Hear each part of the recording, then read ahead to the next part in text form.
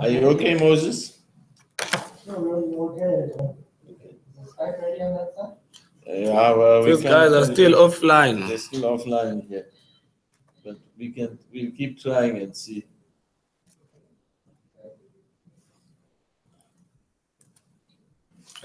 But I think we should start it in 2 minutes. On 2 minutes.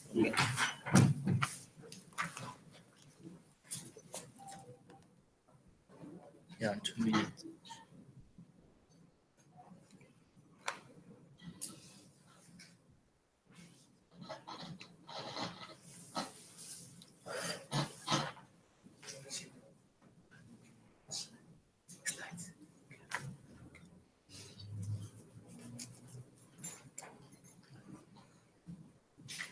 Always looking at He's gonna come just now. He's next door. what's he doing there?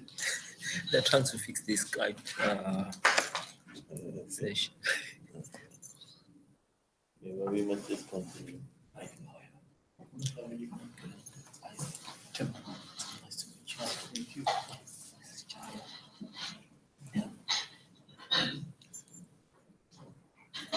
That lady is really lonely today. Yeah. We are also lonely. I think we should start.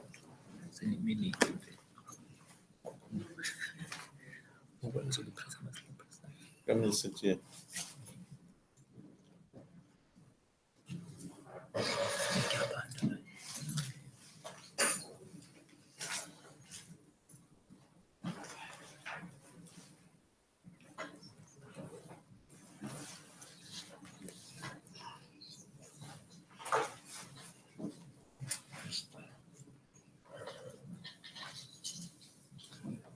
Okay, I think we should start. Hello. Yeah. Hello. Hello, Pretoria. Hi, Devin. Is it Devin? Yeah, Devin. Yes. How are you? How are you? I'm well, thanks. Yeah. Good afternoon, colleagues. My name is Itso. I'll be the chair for this afternoon presentation. I'm from the Research Use and Impact Assessment. Here, I'm based here in Cape Town office. And the title of our presentation this afternoon is the Youth Risk, Behavior, Vulnerability, Capability, and Impact on Youth Unemployment in South Africa. This presentation, we're going to be given it by the head of the BRICS research unit in the name of Dr. Jaya, and he's joined by his two other colleagues, Isaac Kambule and Krish. From what I understand is that Krish will be making his presentation from our office in Pretoria. You will probably agree with me, ladies and gentlemen, that this presentation couldn't have come at a more opportune moment or time when our country is really facing serious challenges of unemployment, in particular of the youth. So we really welcome this particular presentation, and we'd like to thank the presenters for bringing it up. So without any waste of time or further ado, I would like to hand in to the presenters. I've not been given the time that they're going to take, but it is estimated that the presentation is going to take around 45 minutes or so. So I'm handing over to them to go ahead with the presentation. Start. Yeah, good afternoon, ladies and gentlemen, and everyone here. This presentation was influenced by the way in which we try to understand the youth risk behaviors surveys. The youth risk behavior surveys were undertaken by the Medical Research Council over several years, and so we trying to see whether the youth risk behavior surveys results can be formulated in such a way to give us an idea about the vulnerability and impact on youth capability for employment.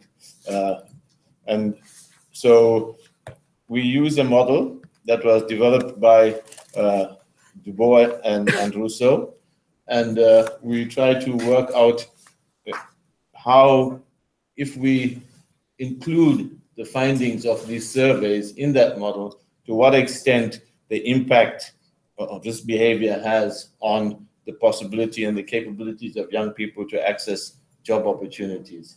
So the presentation outline will cover the aims and objectives. We look at a literature review, the theory of vulnerability and the capability theories, which was developed by Amartya Sen. We look at methodologies and the data areas from the 3 risk behavior surveys, and then we'll go into a discussion. Okay, Sen's capability approach, you're probably all aware of, was combining assets and access to services and households to protect themselves from risks. Authors Dubois and Rousseau use a capability approach to define vulnerability. And they say that the capability approach demonstrates that a person's vulnerability is determined by a set of capabilities. Vulnerability increases in the face of higher risk and decreases with enhanced capabilities. The authors imply that by combining assets and access to services, individuals and households can protect themselves from a pattern of various social risks and associated shocks. Watson and Boshley defined vulnerability as a result of a complex social environment underpinned by lack of social, political, economic, and institutional capabilities. Vulnerability is characterized by a lack of potential, of exposure, and of capacity. Van Haslet collated all these definitions and defined vulnerability as the predisposition, susceptibilities, fragilities, weaknesses, deficiencies, or lack of capacities that favor adverse effects to the exposed elements of an individual's life. So these are basically some of the issues of vulnerability and how we associate that with. The aim of this paper then is to show how vulnerability, risks, and capability can combine to have an impact on youth unemployment in South Africa and other BRICS countries. The overall objectives are to use youth risk behavior data to assess levels of vulnerability. We take the youth risk behavior data and we aggregate the risk factors into some risk indicators. We make a selection of capability indicators that can provide young people with the opportunities to access jobs. And we show how risks undermine the capabilities of youth. We show the prevalence of youth risk behavior across provinces in South Africa. We look at the data across provinces. And we compare the situation of in-school versus out-of-school youth. There were 2 surveys. One was about youth in schools, and the other was youth out of school. And we show how the risk and vulnerabilities will impact on youth unemployment. So these are basically the issues that we dealt with. And basically, the model we're looking at is it's a straightforward model. It looks at how vulnerability impacts on risks and capability. The V in this thing, in this model, reflects vulnerability. The R is equal to the risk, and the C is equal to the capabilities. And the A says access to services.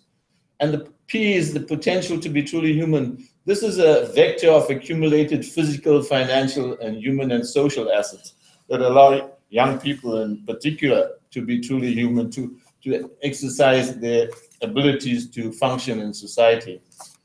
And as we said, vulnerability increases in the absence of capabilities. So if they don't have capabilities, they are vulnerable, and decreases with enhanced capabilities.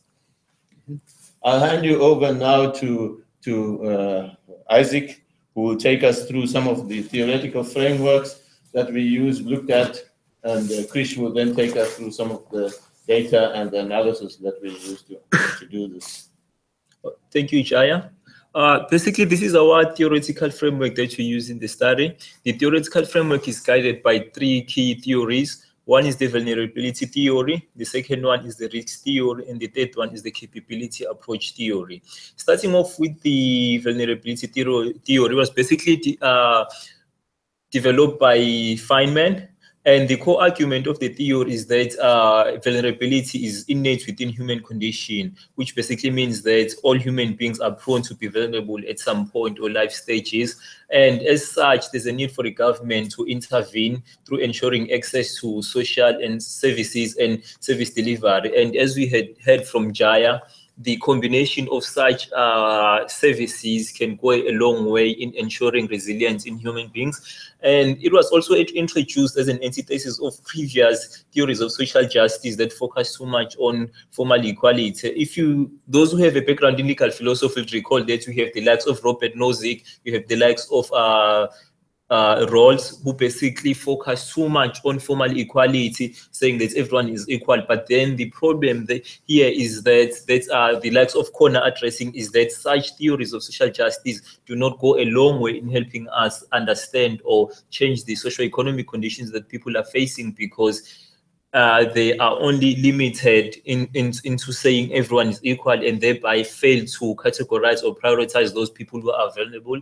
And that is why Kohn argues that the theory of vulnerability helps us in explaining the basis of social policies. And as you know, in South Africa, we have many wages that we have. We have the recent discussion around the youth wage subsidy or youth wage for youth that is not working. This is also a basis of social policy. But then if you look at other theories of social justice, they were not going to propose such, because they will say, no, everyone is equal. Whereas through the theory of vulnerability, we are taking it further. But however, Kohn also criticizes the theory for not being prescriptive or fail to prioritize among vulnerability. His criticism is well warranted, but another setback is that when you have a group of people who are vulnerable, they are vulnerable in two different degrees. So now in also trying to prioritize within that particular group, it gets very hard. And then Kohn also ends up stating that the state must create support system that promotes resilience. And that argument basically is supposed by the premises that it is the government that presides over states that promote inequalities or vulnerabilities, and therefore it is the state again that must try to address such vulnerabilities. And you also have Watson Bottle, of which Jaya had covered, so I will skip through that one.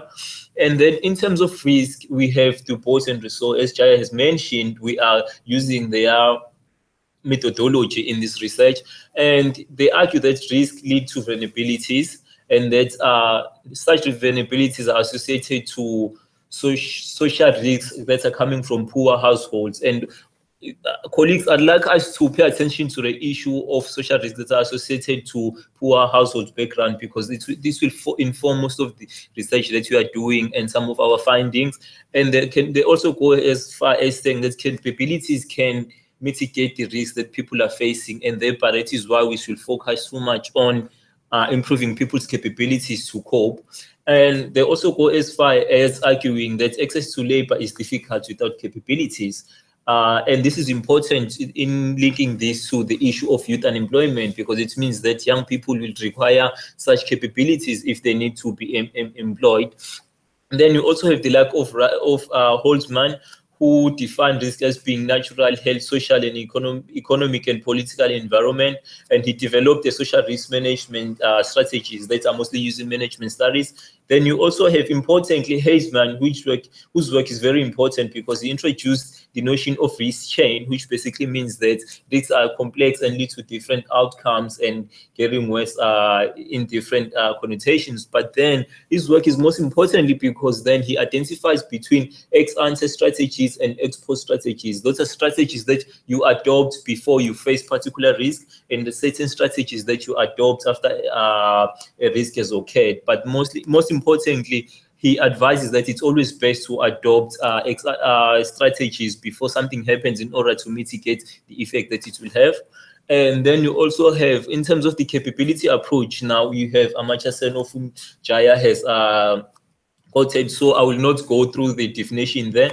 But then you also have other important authors who take the work of Amartya Sen and utilize it in various fields. For example, here Alkire developed the basic needs approach, and he noticed that infrastructure is essential enabler of a person's needs. And in that way, again, public infrastructure is also important in terms of improving people's capabilities or giving people access to means of improving their capabilities. And this is why it is essential for human development. And Alkira also goes in a way to argue that access to education alone, not alone, does not enable employment, but we must consider other deprivations as well, of which I think Krish will cover. Then you have Untenhalter, who apply the capability approach to education, of which is fundamentally important to this study.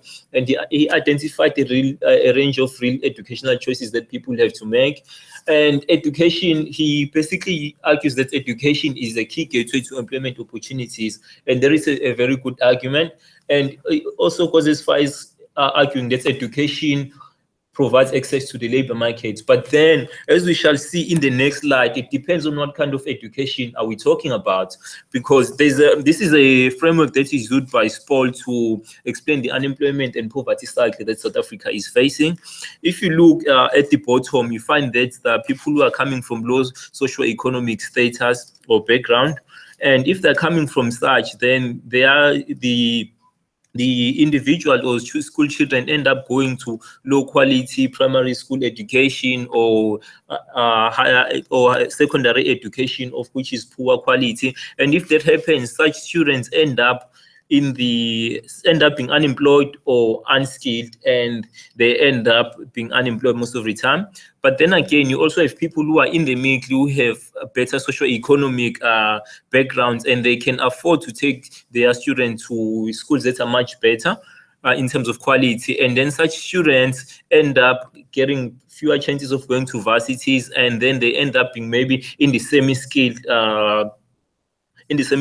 category. But then again, you also have students now who are coming from high socio-economic backgrounds, and such students have the opportunity to go to schools that have a higher quality of education. And if they have higher quality of education, thereby they get access to universities. And if they get access to universities, it's basically they end up having some of the professional jobs. So now what this shows is that if this cycle continues like this, you end up repeating the same cycle of creating poverty and unemployment for people who are coming from low socio-economic backgrounds. So which is why we need to prioritize them. Going on now, there are various factors that cause people, as Jai has mentioned, we are dealing with students that are out of school and those that are in school. So now these are some of the factors that have been collated that make people drop out of school. You have the individual factors, you have the demographic factors, you have also household factors. For instance, if you look at psychological factors or grade repetition, those are things that would make someone not likely to continue going back to school because of the issues they face. And in terms of demographics, you also have racial issues, have disability issues, especially for disability. If you are coming from a poor socio-economic background, you are most likely not going to be able to attend school because you do not have the required facilities that are going to get you to school. And then you also have the household. Depending on the household that you're coming from, it might influence your decision of continuing with school or not. So now, as I've mentioned, all these vulnerability factors, especially the dropout of school, they lead to more people dropping out. And what happens after that is that you get people going to this second scale now, whereby they have a lack of education and they have lack of skills. And if they have a combination of both, it means that they won't be able to get access to the labor market. And this is coupled with the issue of limited investment in youth unemployment in South Africa, which means that such youth will not be able to get proper jobs. So now we can go on to look at the issue of unemployment. It's not just an issue that is facing South Africa only. It is a global issue, but then it is mostly young people that are more affected by this more than everyone. In 2013, the World Development Report estimated that Sub-Saharan Africa has approximately 8 million new employment seekers annually. And in South Asia, it's even worse, whereby there's over 1 million new job seekers every month. and that shows you that it is not just sub-Saharan Africa, but then the whole continent is the whole world is facing such issues, and you will see it in the next graph where we look at youth unemployment in BRICS. And as we see here, colleagues, the South Africa is in red. Yeah, it's in both reds and then a yellow. And we have the highest youth unemployment across all BRICS countries. It shows that in 2008, our youth unemployment was also as high as, in terms of the expanded definition, as 42.5. And currently in 2016, it's sitting at 50.9. And if you look at other countries such as Brazil that are facing adverse effects of unemployment and inequalities, in 2008, they were sitting at 20%, but then in 2016, they were sitting at 24.6.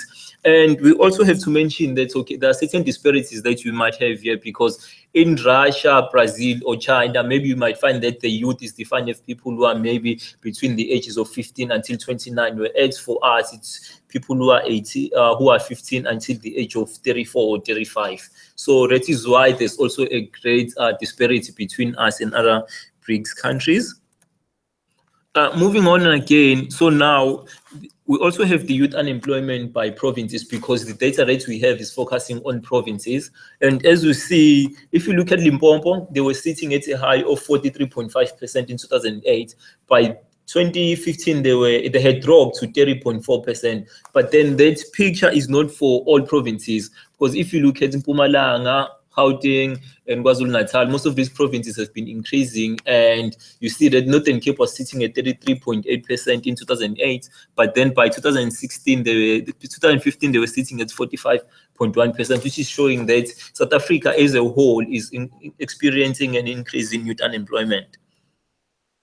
Okay, so now on this slide, we are showing examples of vulnerability assessments that can be undertaken. So some of them you can look at income estimation within families to see if they are vulnerable or not. You can also look at household modeling, whereby you study the whole household as to how they acquire food and other basic needs. And then you also have an indicator approach, of which is quite subjective in how it measures people, whether people are vulnerable or not. And you also have the domestic resource capacity approach, which basically direct measures the level of vulnerability among people, and in terms of the assets that they have. So from now on, I think Krish will be taking on from the next slide.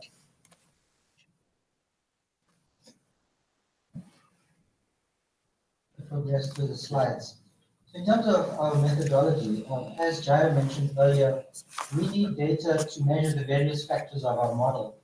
This refers to capabilities specifically related to access to services and one's potential to be human. And we also need data to measure risky behavior. In this slide, we were able to use data from the Youth Risk Behavior Surveys of 2002, 2008, and 2011. Which focused on those learners in school. And then we also looked at the out-of-school youth from the out-of-school youth survey of 2010. These surveys were conducted by the Medical Research Council, as I mentioned.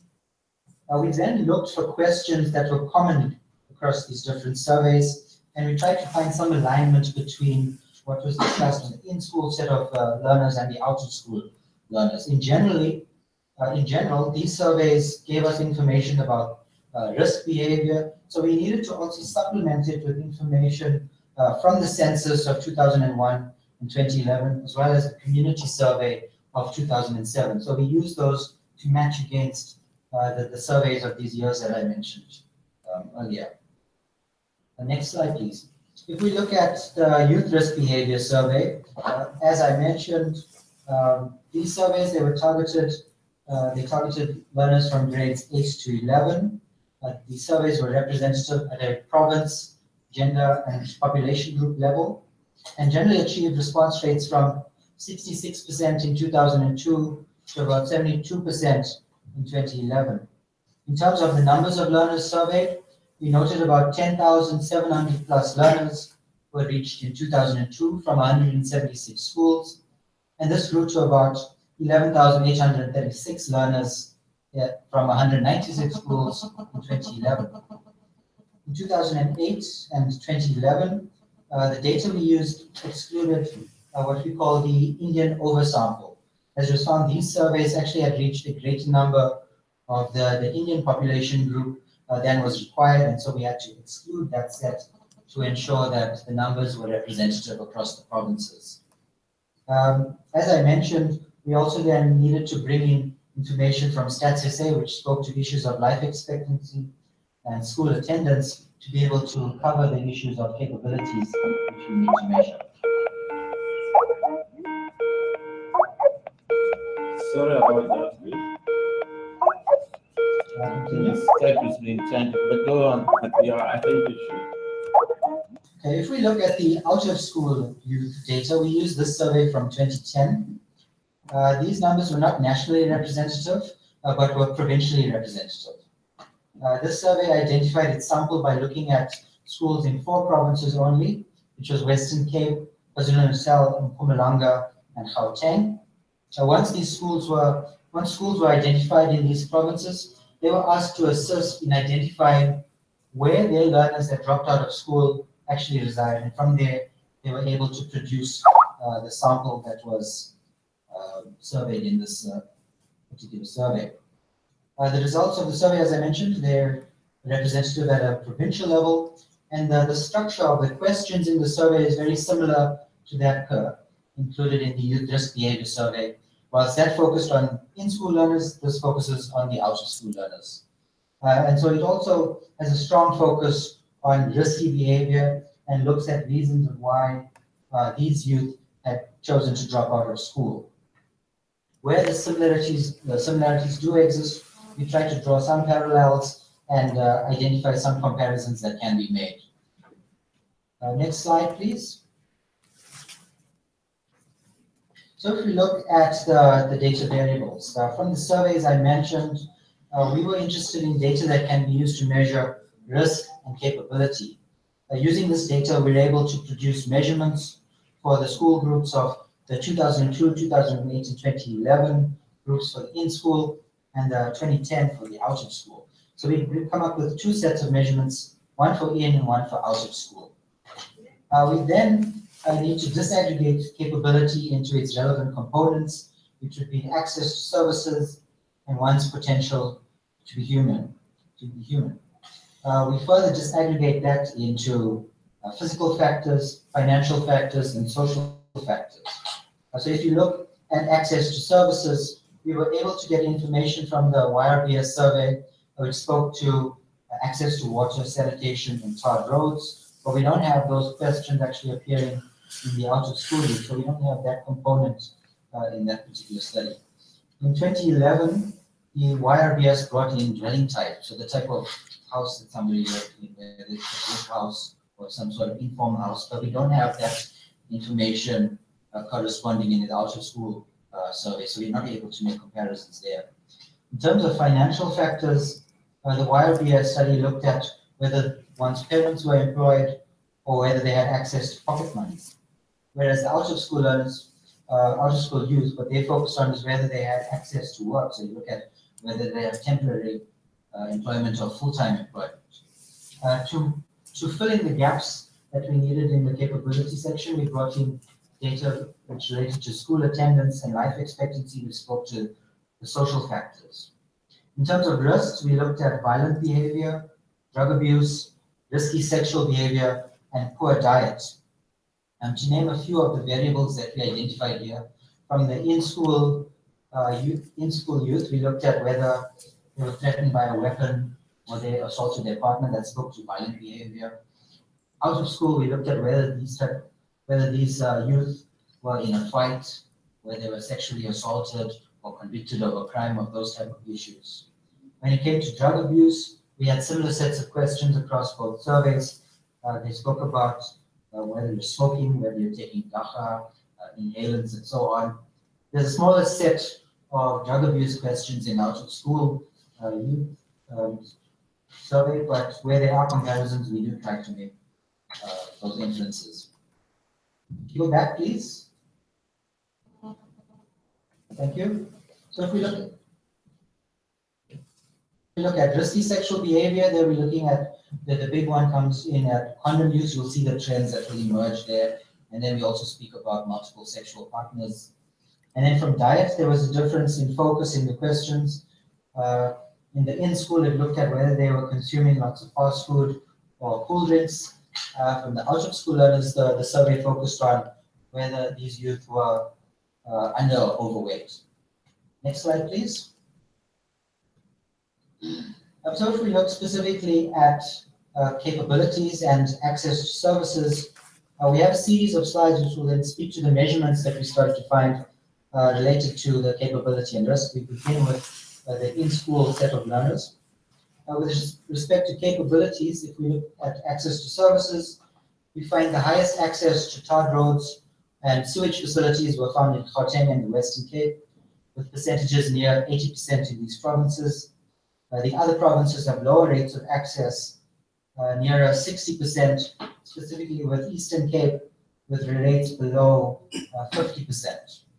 What we found is that these stats correspond quite closely with other studies that look at the more contextual issues affecting these regions, and they speak about households using river water and standpipes and bucket toilets. So that the stats seem to match against these type of backlogs that we find in these provinces. The key message that we want to leave you with is that those provinces that have lower access to services will be the ones that will be counted as having lower capabilities afforded to their residents. Next slide, please. If we look at one's potential to be human, we find high unemployment rates in KwaZulu-Natal and Eastern Cape. We're specifically looking at the financial factors here. It's important to note that the differences in questions, in the question structure in the surveys from 2002 compared to 2008 and 11. In 2002, when they asked about the employment status of your parents, are your parents employed?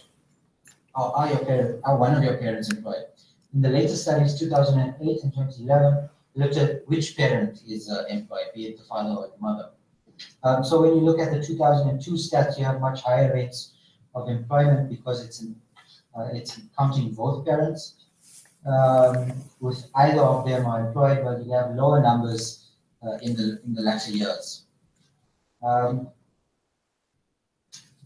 In 2011, KZN found that it had the lowest percentage of employed mothers, with only 38% of mothers employed. We also note the low rate of learners receiving pocket money in provinces such as Limpopo, Eastern Cape, and KwaZulu-Natal.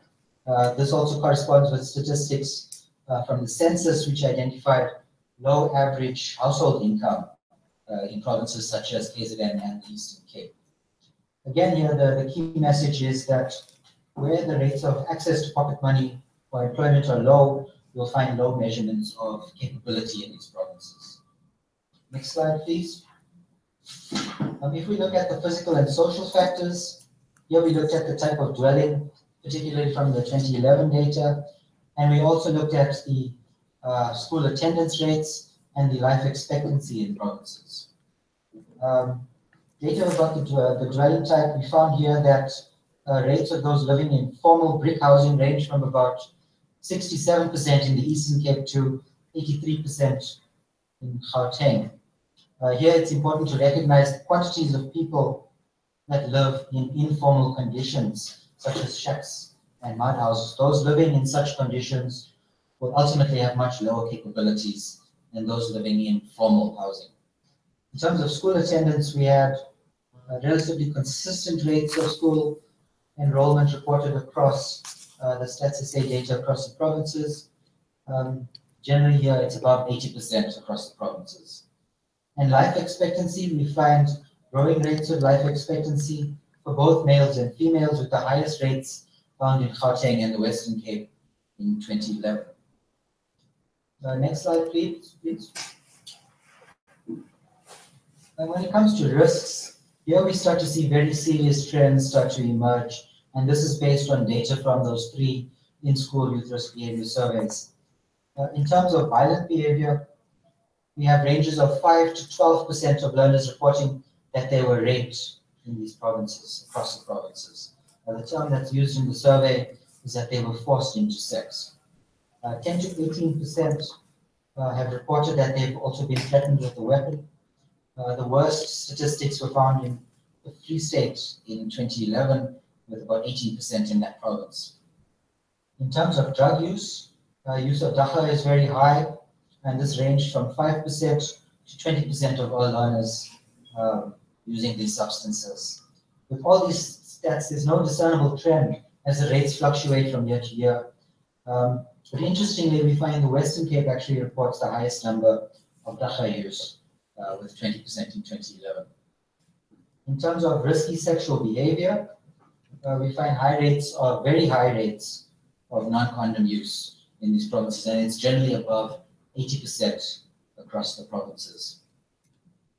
So the key message here is that when you have high rates of risk, you will have higher percentages of reported risk behavior. This will correspond with a higher risk composite index and ultimately a higher vulnerability measurement for each province. Next slide, please. So with each of these stats, when we start to combine it, we can then start to measure the position of risk and capability which exists in the province. It's not very clear here, but I'll try and just explain what we find. So with these aggregated measurements, we're able to pinpoint where the areas of greatest capability and greatest risk are. And then we can start to target where our resources should be directed towards. So indices like this are very useful when it comes to planning. Based on this data, if you look at those red markers, what we're finding in from the first one looks at drug and alcohol abuse. Very quickly, we can see provinces like in Mpumalanga in 2002 or the Northern Cape in 2008 had very high rates of drug and alcohol abuse. And so we can start to target these type of challenges. Similarly, we can look at where the capabilities are the lowest. For example, Eastern Cape in 2011 had the lowest rates of access to services. So we can start to try and target those areas to improve access to capabilities or improve access to those type of services that we need. Next slide, please. So just in brief, what we find across the in-school data is that where access to services are poor, you will find limited youth capabilities in these areas. We also noted many areas with high rates of risky behavior. So the combination with high risk and low capability will lead to high measurements of vulnerability. And based on the literature Isaac also mentioned, we will see that it's these areas where the high rates of vulnerability exist is where you'll find the most negative impacts on youth employment. Next slide, thank you. So to further summarize our results, we found the lowest capabilities were in the Eastern Cape in 2011. KZN reported the lowest as well in lower numbers in 2002, and in Mpumalanga as well in 2002. In terms of risks, we found the highest risks were in the Free State, particularly in 2011, KwaZulu-Natal in 2002, and in Poco in 2008. Ultimately, this leads to high rates of vulnerability, and specifically, we found KZN and Mpumalanga stood out in 2002, the data that we have. So if we now jump, next slide, please. If we now look at the out-of-school trend, so this is looking at the out-of-school survey from 2010, we're able to note levels of when the surveyed youth actually dropped out of school, or what grades these were. So the majority of Gauteng learners and Mpumalanga learners dropped out in grade 10. The Western Cape's majority of them dropped out, I think it was grade 9, and the majority of KZN youth left in grade 8. Next slide, please. A few key trends that I'd like to point out here is if you look at the employment prospects of after leaving school and the crime trends that we found in this collection of youth. Close on 50% of youth in these provinces, these 4 provinces where we have data, they really need to go out and look for work. So they don't have any form of continuous employment. In addition, 54 to about 67% are generally involved in casual labor, and then the remainder are the ones that work full-time. And that's between 19 and 31%. With respect to crime trends, we find the largest percentages of crime was reported in Gauteng and the West Cape, which was interesting because generally this is where we expect there to be the highest rates of service provided. So here you found about 30% in these provinces had been held in prison, and about 26% have been reported as having been convicted of a crime. Yes, thank you. So if we look at the composite indices here in terms of the risk behavior that we were able to produce, so we've categorized this in terms of poor diet, risky sexual behavior, drugs and alcohol, and violent behavior. Here we found drugs and alcohol the most serious problem in the Western Cape and Gauteng, and again similar rates were found here with respect to violent behavior. When it came to issues of diet and risky sexual behavior, we found similar trends across these provinces. Next slide, please. So in terms of the composite of measures of vulnerability, risk, and capability for the out-of-school learners, the Western Cape actually reported the highest rates of risk, followed by Gauteng. And then similarly, the vulnerability rates that we found in these provinces followed suit, as the capability that was afforded to to the youth in these provinces actually didn't negate the high risk factors that we found in the Western Cape and Gauteng.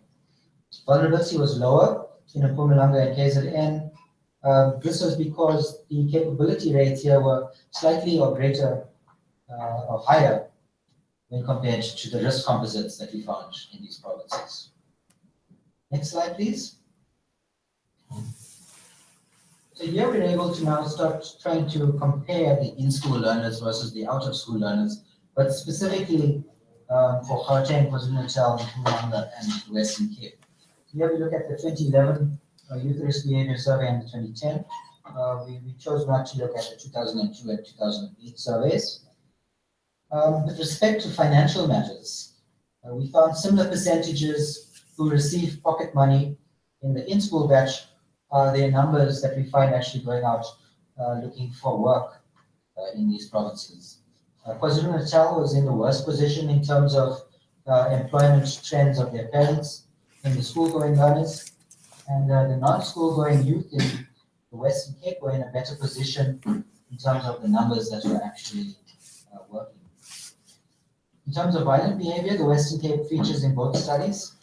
Surprisingly, the provinces with the most capabilities actually have the highest levels of crime reported.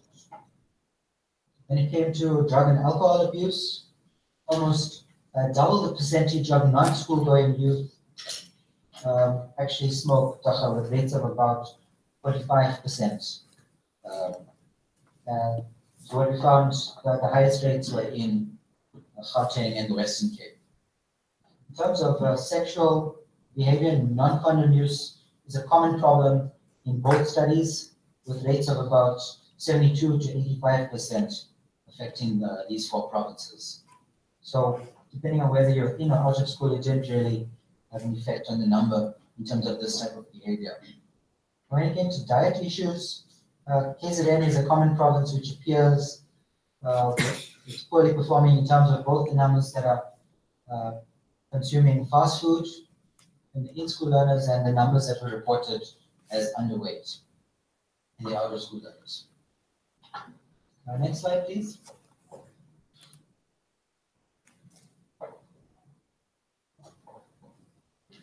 Okay, thank you. And so to wrap up, the following types of issues emerge in our studies of the in-school and out-of-school learners. Provinces such as KZN, the Eastern Cape, and Limpopo have low capability levels, and these are the provinces that are likely to suffer in terms of employment opportunities. Gauteng and the Western Cape have higher levels of capability, but interestingly also experience high rates of risk, especially if learners chose to drop out of school. Those that do drop out of school are likely not to be financially secure and ultimately gain less capabilities in the long run. Our preliminary recommendations involve one, arguing for increased investment in public infrastructure in areas of the highest vulnerability. Secondly, there's a need for stronger initiatives to counter substance abuse in school. And thirdly, we need to apply this study at lower geographic levels. So the greater granularity will help improve pinpointing the areas of most concern. And lastly, our key message that we want to leave you with here is that it's those that are most affluent that will have greater access to services, ultimately will be less vulnerable and have greater employment opportunities, whilst poverty cycle will tend to remain in those poorer communities where they will have greater levels of vulnerability, poorer access to services such as education, and ultimately less employable. So if these type of vulnerabilities continue, we will continue to see these growing levels of unemployed youth in our country. Thank you. Jaya, would you like to end with a few points? No, that's fine, Chris. I think you covered it. Yeah, very interesting revelations coming out of this presentation this afternoon. And thank you very much, colleagues, for sharing it with us.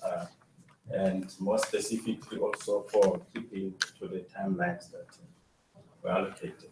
We managed to finish within the 45 minutes that was allocated. So I'm sure they are very interesting because and stimulating issues that are going to come out of this. I can see colleagues are really burning with wherever they are sitting with questions. So I don't want to hold you back. I'm going to now open the floor and invite questions, comments from colleagues from both Pretoria and Durban and here in Cape Town. I'm going to start with Durban this time. Any comments or questions, Durban?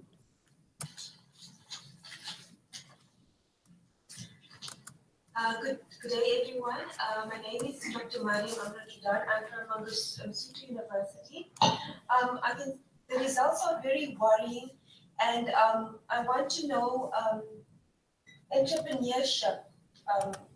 Is there play? And I mean, we should start looking into this and developing our students into this type of thinking, because they can't now rely on being educated and looking for a job.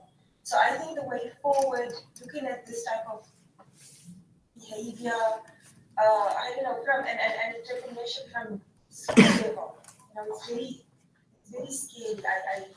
I'm not sure where it's from here. Do you want to take? No, let's take a few questions. Okay, a few questions and then yes. Devon, still, if you've got some more questions. So my question is, where can entrepreneurship, you know, implementing entrepreneurship at high school level already? How would this be implemented as an option to assist, especially with school, with people who have left school and want to come back, and those are in school? Okay, 16. Okay. Any other questions from Devon? Hi, my name is Nadine Lokumare.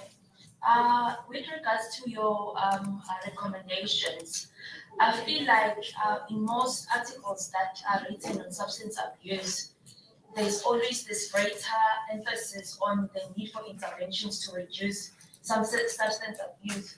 But seemingly it's like nothing is happening.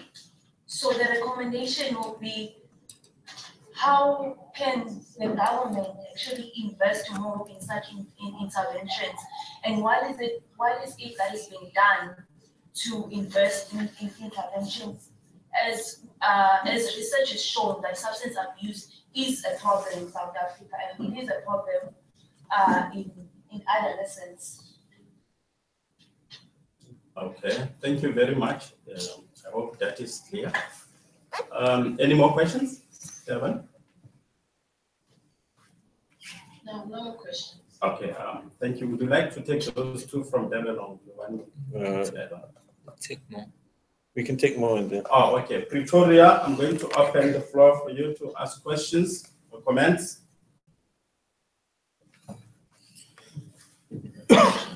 Hello, Pretoria. Okay.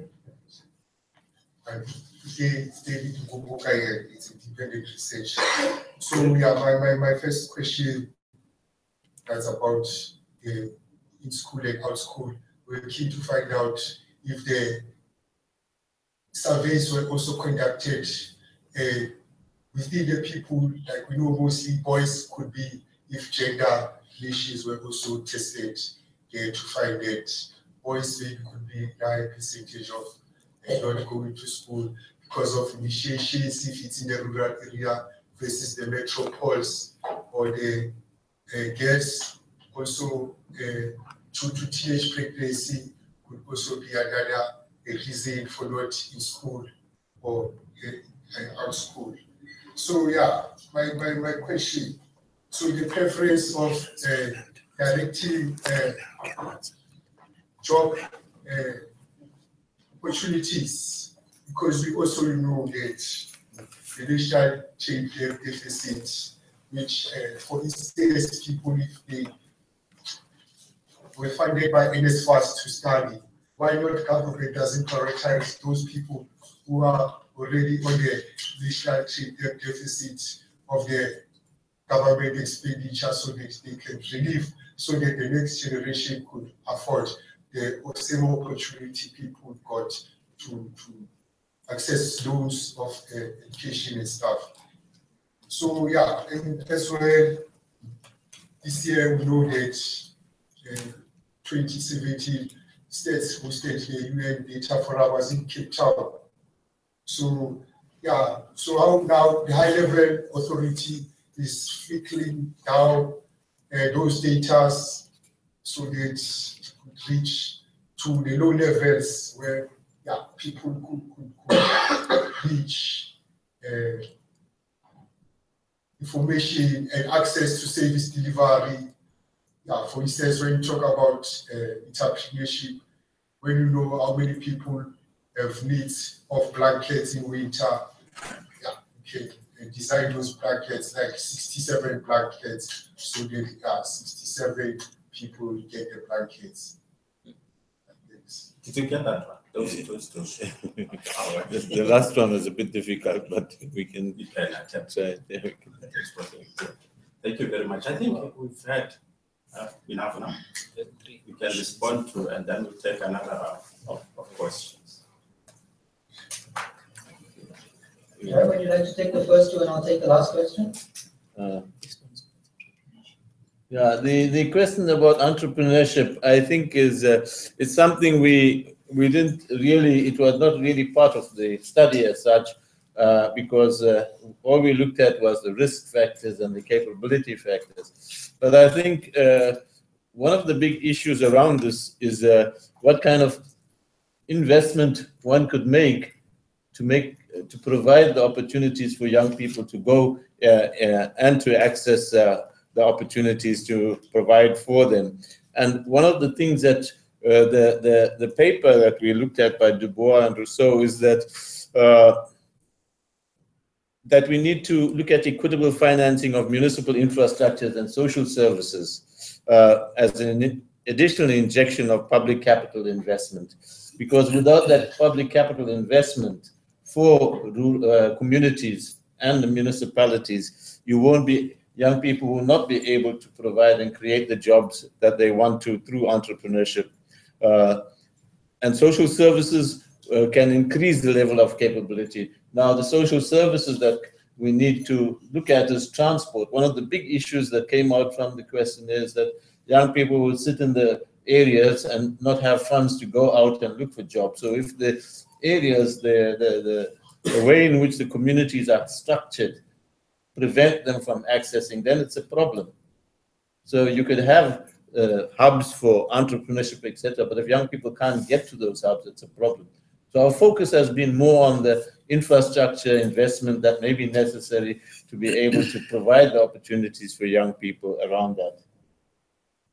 Just to add to that, Marian, the out of school survey, it showed that there's a significant number of students who had dropped who wanted to start their own businesses, but then they were not sure as to how to go about starting their own businesses. And I think that's one of the areas that we can also potentially look to as to how do we assist students who have dropped out to start their own businesses.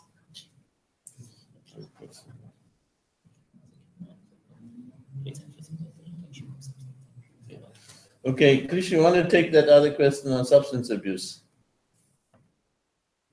Okay, I'll try that one. So when it comes to substance abuse, what we're looking for here is more investment.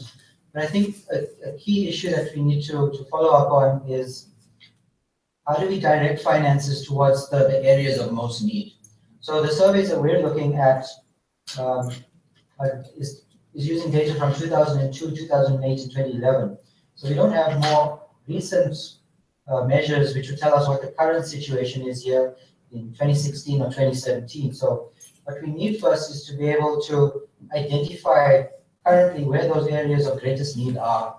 And then with improved planning, we can direct the resources that we have to counter these critical problems such as substance abuse that emerge from the data. So I think the key message here is that we need to be regularly counting these type of problems across our schools and identifying what the trends actually are.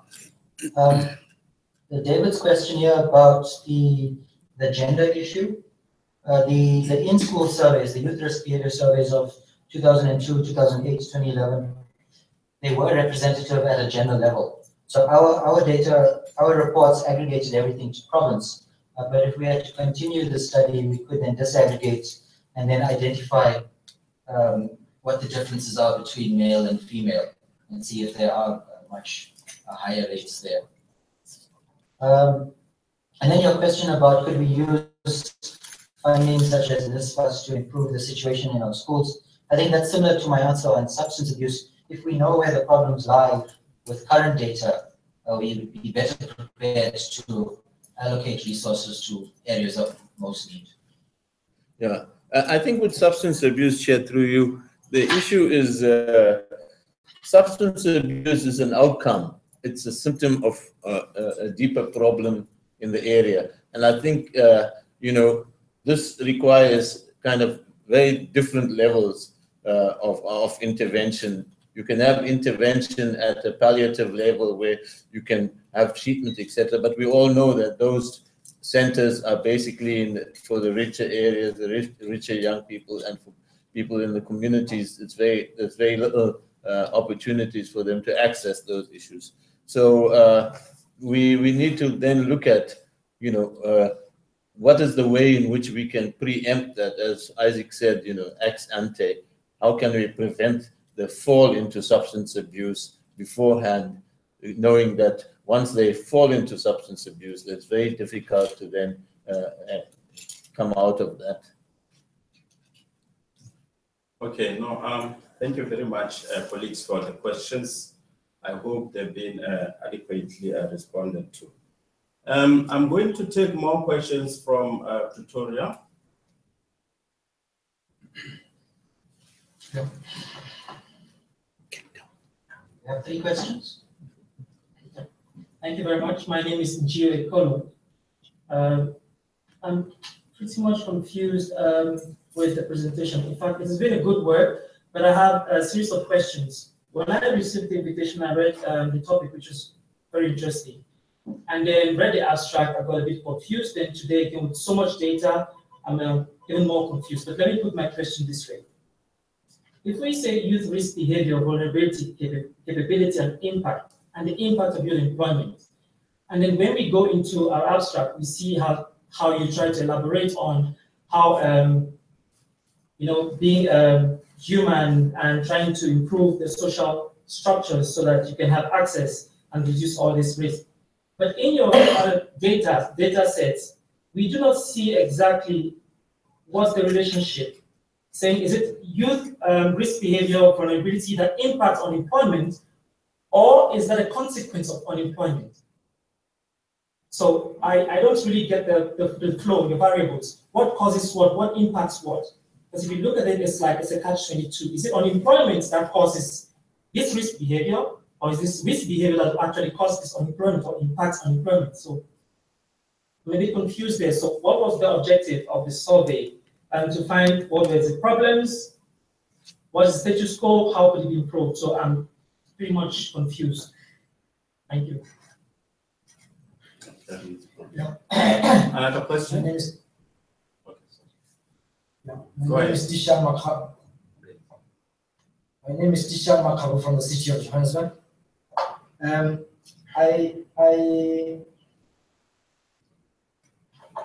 would need further elaboration on the contradiction, if you will, between the increased capabilities, as pointed out in the example of Gauteng and Western Cape, and the increase of risky behavior.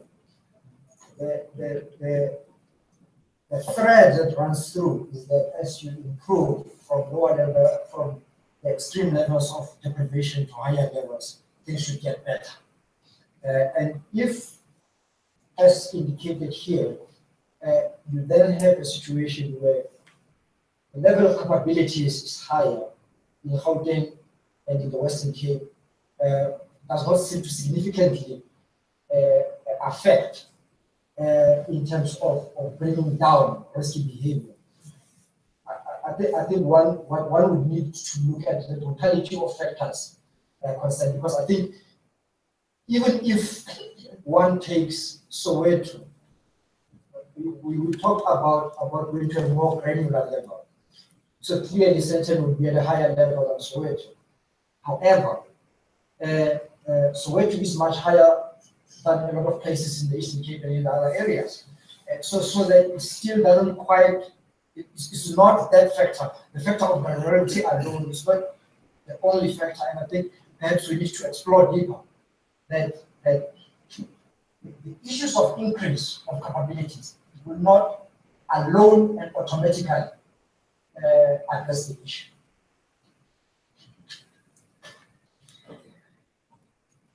Okay, thank you. Any more questions from Victoria? Yes. I'll take the last one from Victoria in this round. Okay. Hi, my name is Kumlan Gomesu. I just want to find out one thing. In terms of information sharing, this report, has it been shared among government institutions in order to influence policies? And is there a way of actually checking once it's shared that it's making an impact back into the society? You got that? Yeah. Okay. No, thank you very much. I'm now going to give the opportunity to our presenters to respond. What about some Cape Town questions? Yes, I'm going to take in another round. Okay. Still some time. Okay. Okay. Okay, yeah. The first question was whether you are right. In fact, I think the phraseology in the slide was a bit misrepresentative. It's the impact on capabilities, rather, risk behavior, and whether capabilities impacted negatively will kind of diminish the opportunities for young people to access employment. So that the emphasis is on the capability, the vulnerability impact on capabilities of young people. So I think that's a good point, and we will take it on board and restructure the things accordingly. But I think we need to look at there are no causal relationships between capability and employment as such, as you know. It's just that capability, improving young people's capability makes them, and creating the opportunities makes them, creates for them the opportunities to access the kind of employment that is there. Doesn't create a causal effect between employment and capability as such, or vulnerability as such. It's vulnerability, capability, and then the access to employment. So that's a sequence of events that should take place. So yes, I think that's a good point, and we take that on board. I think that's an important point to note. Yeah.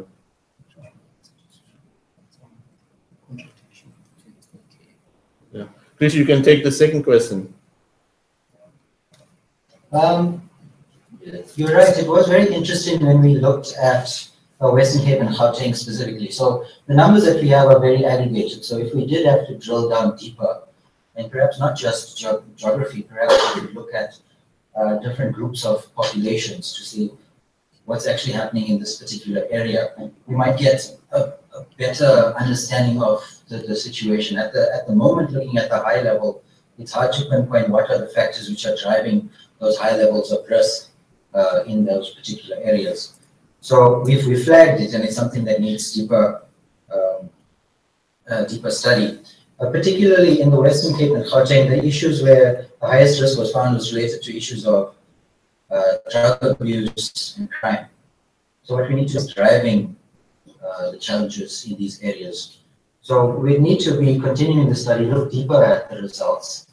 But it also leads one wanting more. So we need data that's more representative at lower levels for us to be able to answer these questions. If you look at information from the census, which is the most granular information we have in the country, it doesn't capture these type of challenges that we're finding. So there's a sparse set of information which is uncovering problems related to risks and capabilities. And then information sharing. Yeah, we're happy to release this. We have a website where we put all our papers on. This paper will be presented, a version of this paper will be presented at the Human Development and Capability Conference in Cape Town in September.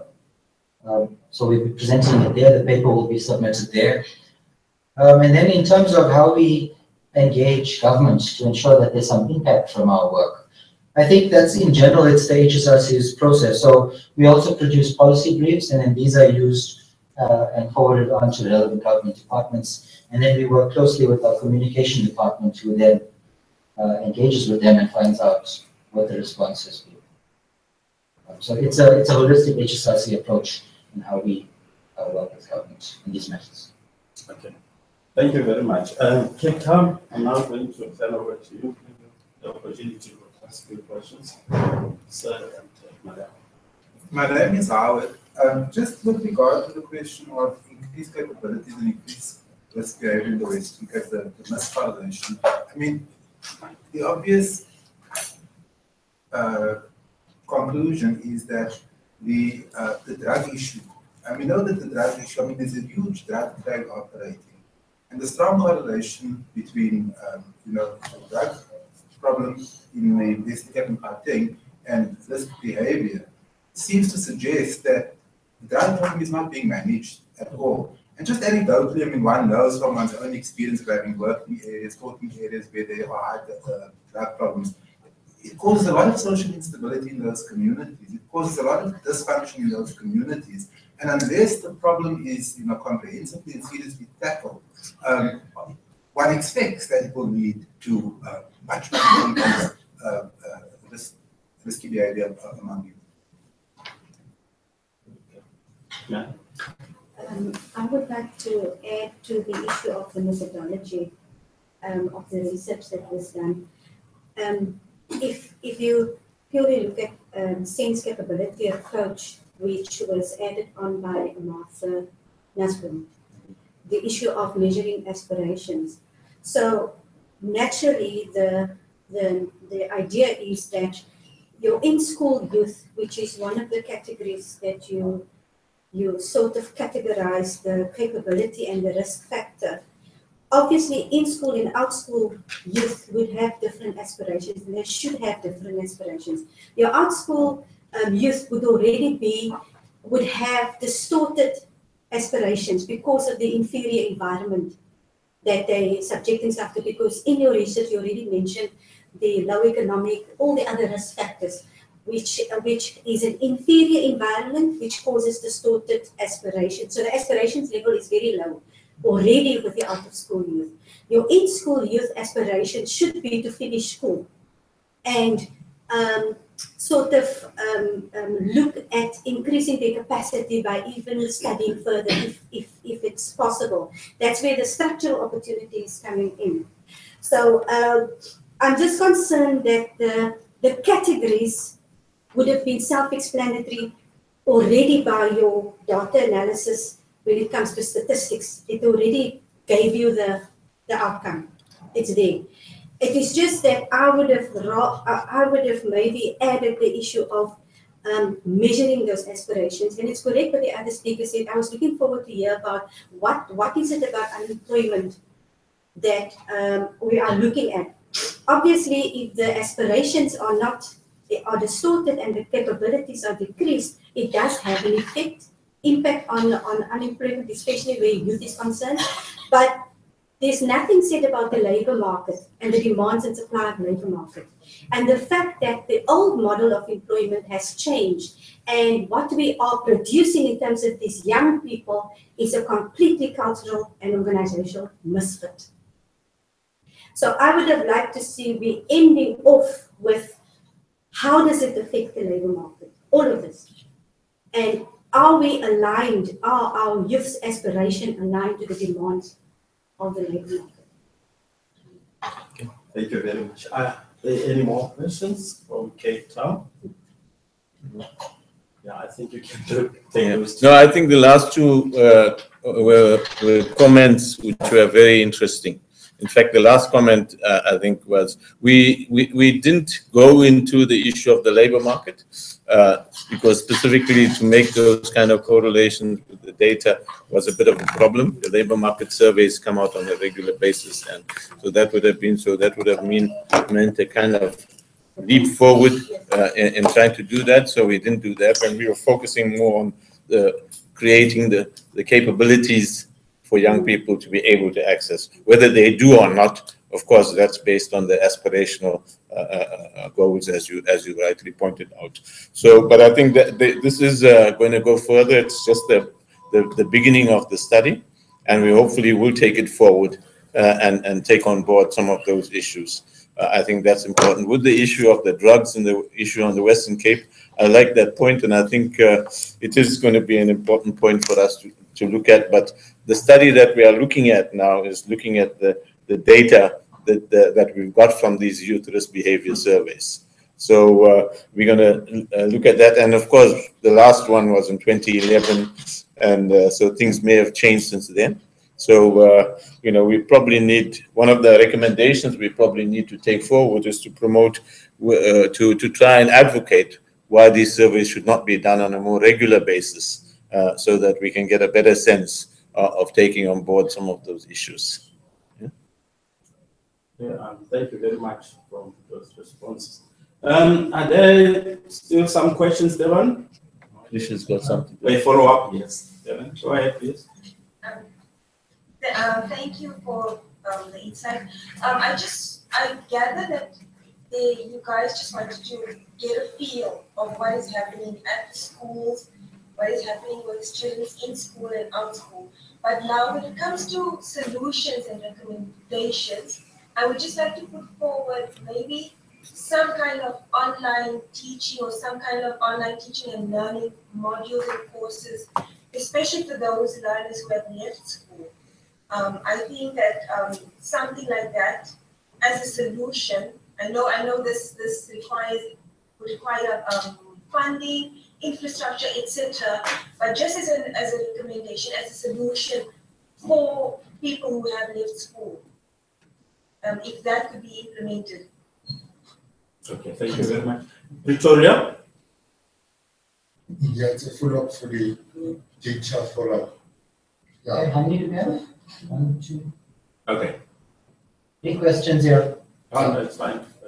So the question is, it's a follow-up for the UN data follow-up. So we understand that even now it has become criminally so to just play without data, without protecting data. So we should also advise our superiors to struck off the road the POPI Act, so that when we use this data, we also be able to have the vision of tabling it to the people and being able to distribute it to the lower level from the high level. contention of the metropoles, because now UN data, we hear that from the BRICS, I don't know the standpoint of BRICS, the composite, the general data protocols and regulations.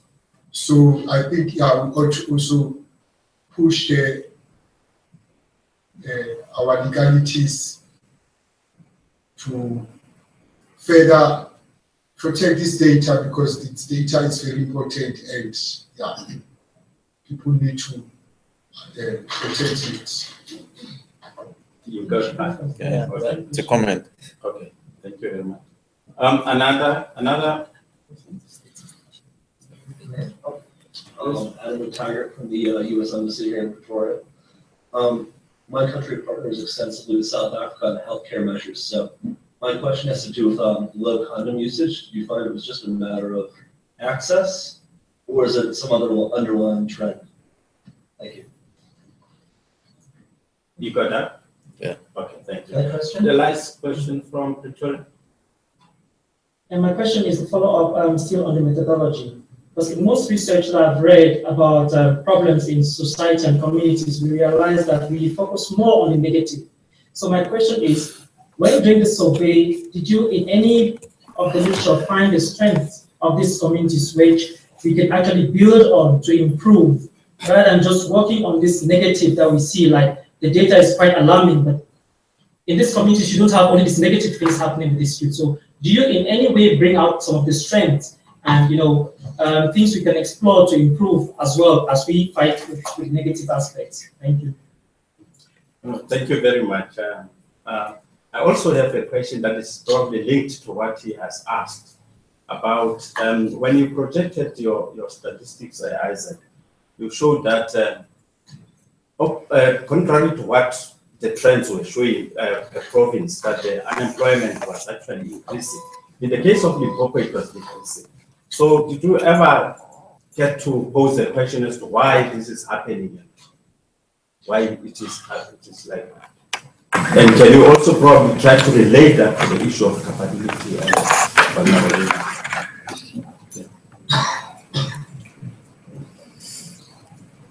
Okay, the first question, I don't know, Krish, you have any response to the first thing? I think it was a comment that was very useful. And I think when we have access to the data, we will, obviously the data belongs to another unit at the HSRC. It wasn't the HSRC that conducted the surveys, it was a medical research council. And perhaps we may, want to advocate whether this can be done again. But the data is there, it's available, and I think, Ronel, it can be accessed. Yeah. Yeah. Upon request. Yeah. Upon request, the data can be accessed, so it's not a big issue. Krish, the issue of condom use, do you want to take that?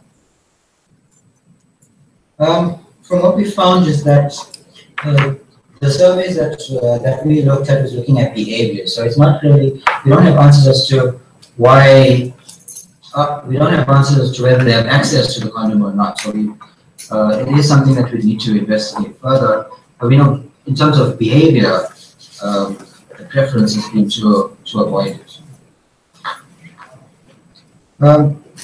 Also on the data issue, I think an important point from our study is that why we focused on the youth risk behavior is that we wanted to improve the visibility of the results that are included within these statistics. So there's very alarming trends that are coming through there in terms of the risk behavior.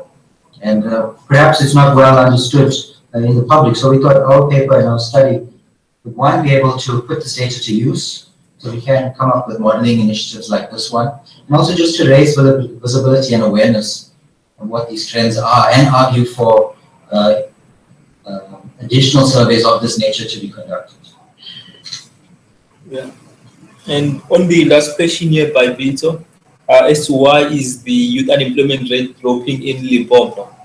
I wish I had the exact answer that you're looking for, but I think it's probably due to the number of students from Limpopo who are at tertiary levels and end up getting good jobs.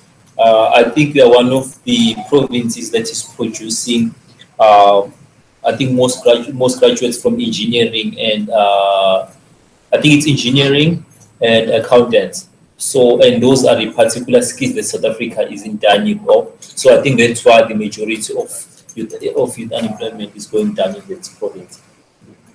Yeah, with respect to the issue of the survey and the questions that were asked, like I said, we were not involved in the development of the questionnaires as such. I was at some point in some parts of the questionnaires, but the questionnaires are organized in such a way as to be open-ended and to be able to get the full gamut of exposure. But what we have taken is only the questions related to the youth risk behavior surveys and the issues around capability and vulnerability, not everything else. So yes, I think if you look at the data, you'll probably find things related that are probably positive. Ronel, you want to comment on some of that issue? Ronel was part of the survey. Yeah. I can come yeah, the specific question that was asked with the condom use was how often do you use a condom when having sex? And then we had response options going from almost all of the time, some of the time, down to none. We didn't follow up as to where the learners would access that, but I would think that because condoms are so freely available at schools, it wouldn't be a question of access and would be more a question of preference. And then the question on what are the positive, were there any positives that emerged from the surveys?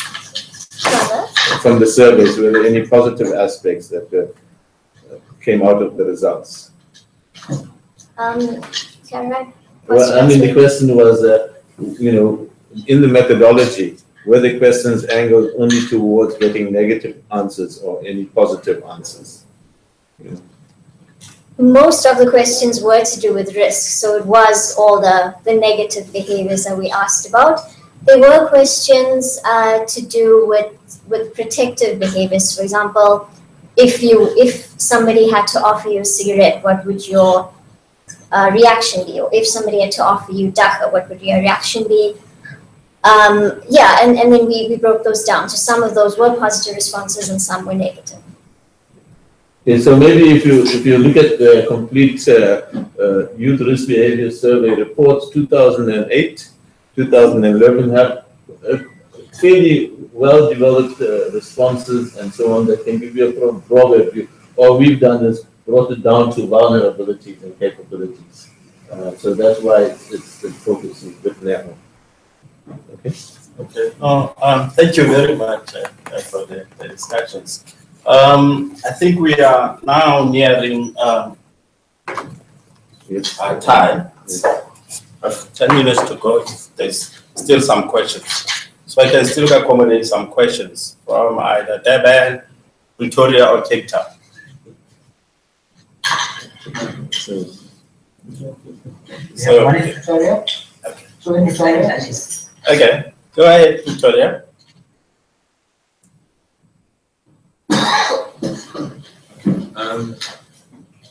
My name is Rajan Tuli. I just have just two questions. It's basically with regards to preventative measures, with regards to vulnerability. How can we get vulnerability to basically be zero? You posed a function there. V is equal to R over C. And mathematically speaking, you would need capability to sort of increase infinitely. And R perhaps to be reduced to almost zero. Now my question is, looking at that function, what is it, or perhaps that you found in your study, that can impact capability? I mean, in terms of practical measures, one that comes to mind which is very, very close to my heart, is the family unit.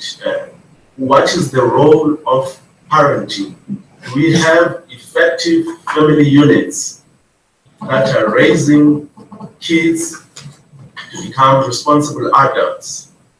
And the reason for that, we would not even have this forum if we could actually address it at that level.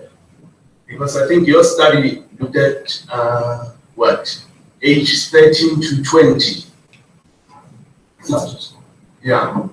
School was grades 8 to 11. Yeah, that's too late. It's like you have a huge, I don't know, hole that you are using, I don't know, a sellotape. It's too late. So my point is that our focus should be preventative rather than reactive. So from between 0 to 7, to 7 years of age, I think perhaps your next study should be focusing there, because that's where characters are shaped. Little ones are, you are able to bring about, a better person. But from 10, 11, I think for me it's too late. I don't know, perhaps the House may disagree. When you look at things like drug abuse, sexual misbehavior, yeah, the mind is already contaminated. But how about we shift towards the earlier years? Thanks. Okay. Second question. Any more questions? Any more? I have two short questions. Thank you for the presentation, by the way, first. Nice. You are telling us that the austerity in Gauteng were safe, right? I didn't get what are the factors that are leading youth in those areas to SDPs. Like what's putting them to SDPs, which leads them to be unemployed. And secondly, regarding condom use, I don't know if I can say, okay, it's a question. Are the youth not using condoms when they are sleeping with their lovers, or if I mean, lovers, or when they are sleeping with their sexual partners, which might or maybe your transitional sex thing? So when do they not use condoms? Because maybe with their lovers, I don't know, but with the study that I just did, I got that youth, they do not use condoms sometimes when they're sleeping with people who give them money or gifts in return of sexual favors. So I want you maybe to talk on that. When do they use condoms and when they choose not to use condoms? Yes, okay, thank you. Krish, are there still more questions from that side? Any more questions from Victoria? There's one. Okay. Yeah, let's work towards wrapping up.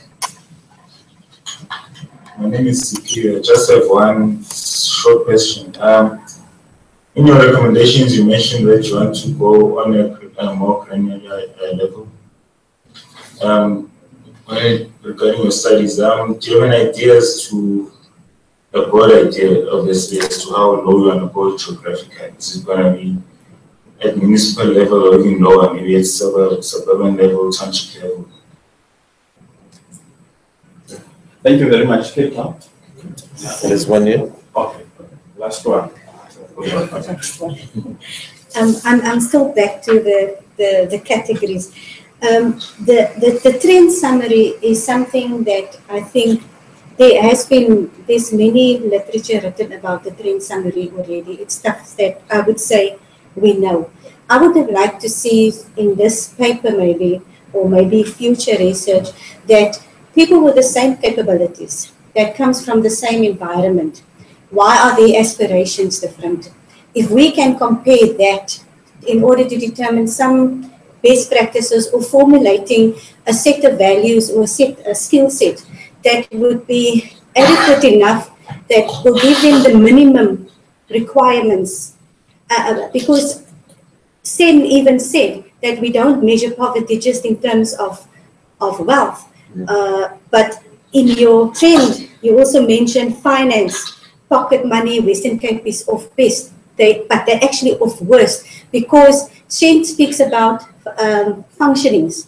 You can have the money, but if you can't activate that into a functioning, you are poor, basically. So I would have liked to see what is it that makes, because even in our inferior sub-economic environments, you still get youth that accelerate. The aspirations are just different. I would have liked to see that comparison, whereas the same youth comes out of that environment with complete distorted views or that kind of thing.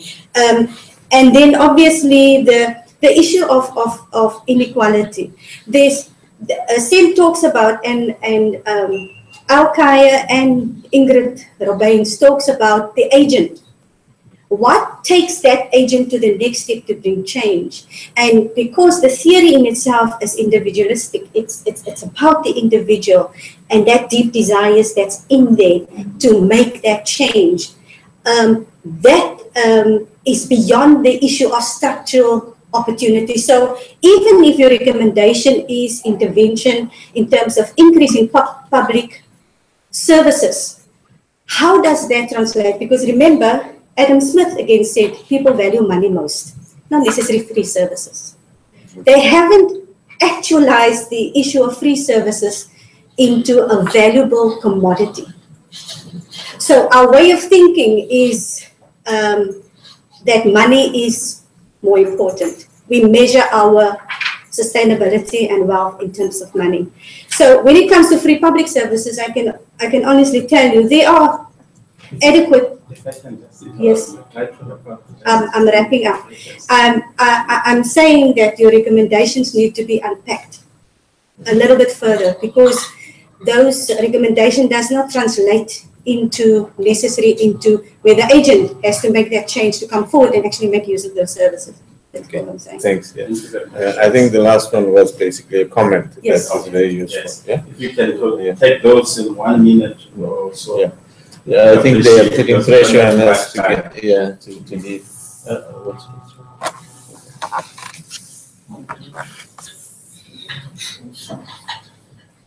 Shall I start? Yeah, you can start. Go ahead. Yeah. I'll try and work backwards, and I'll try and get as far as I can go. You're very right on that issue of individualistic aspirations. So the in-school and the out-of-school learners will have very different aspirations. But ultimately, we're all talking about better quality of life and how do we go about measuring that. In the work that we did, we were limited by the variables that were included within the surveys that we did. So the focus was on risk.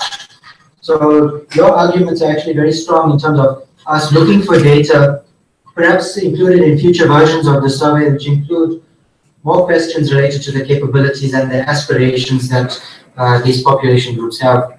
In terms of how granular the data we want, the most granular is best. So as low as you can go would be most beneficial, because we can start to see where these trends emerge, but we're all limited by funds and what's practical. So perhaps what we need to be looking at is more innovative ways of measuring these type of problems. What other sets of data is out there that we could use to start unpacking this? We can't be asking for a yearly census.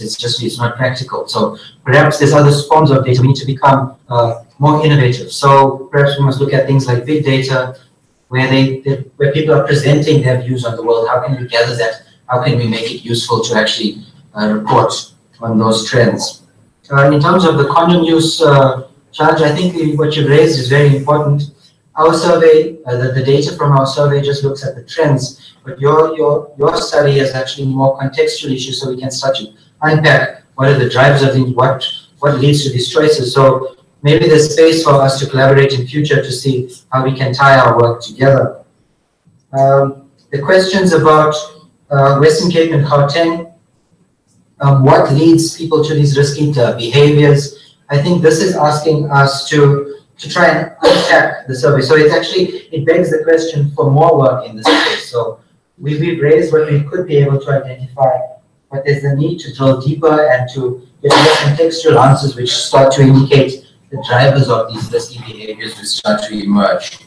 And then how do we become more preventative? At the moment, we're able to pinpoint where these problems lie based on data, but this is again at a very high level. But it becomes in how do we start to prepare policies which understand the global context in this country that we face, and then how do we target that to the areas of most concern. So we need a more holistic approach to making policies in these particular spaces. Thanks. Anything you'd like to add, John? Yeah. No, that's fine. I think we kind of affect that. Yeah, the DCEO knocking at the door there. Yeah. No, thank you very much, honestly, colleagues, for coming in your numbers, particularly people who are coming from outside the HSRC. We want to thank you more in a very special way. I would like to take the opportunity to also thank our presenters for bringing in this very interesting and stimulus topic for us. I hope we haven't seen the last of it. There's probably still many more to come. And in that note, I would like to close this discussion. Thank you very much. Thank you.